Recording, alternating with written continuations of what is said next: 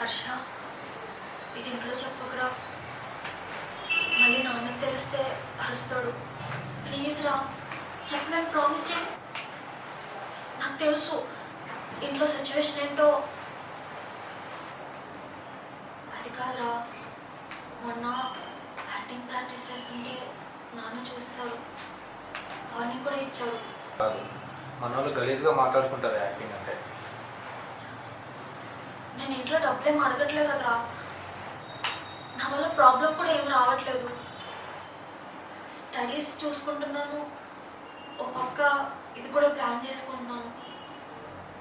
అయినా ఎవరేమనుకుంటే నాకేంట్రా, నాకు మీరు ముగ్గురు ఇంపార్టెంట్. ఏదైనా కష్టం వస్తే మనకు మమ్మీ కదరా.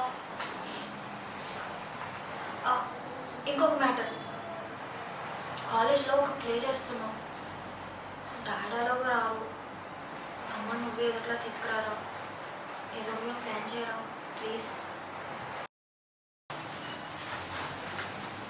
అరే జరుగు డాడీ, సామి వెయిట్ చేస్తుంది, లేట్ అయింది కాలేజ్కి. సిగరెట్లు తాగుతున్నావా?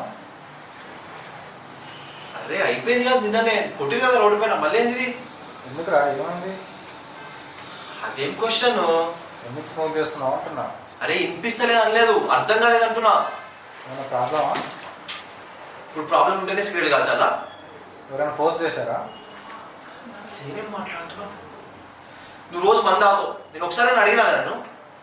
అరే ఇంకా నేను బయట చేసే పనులను చూస్తే గుండాగిపోతారు మీరు.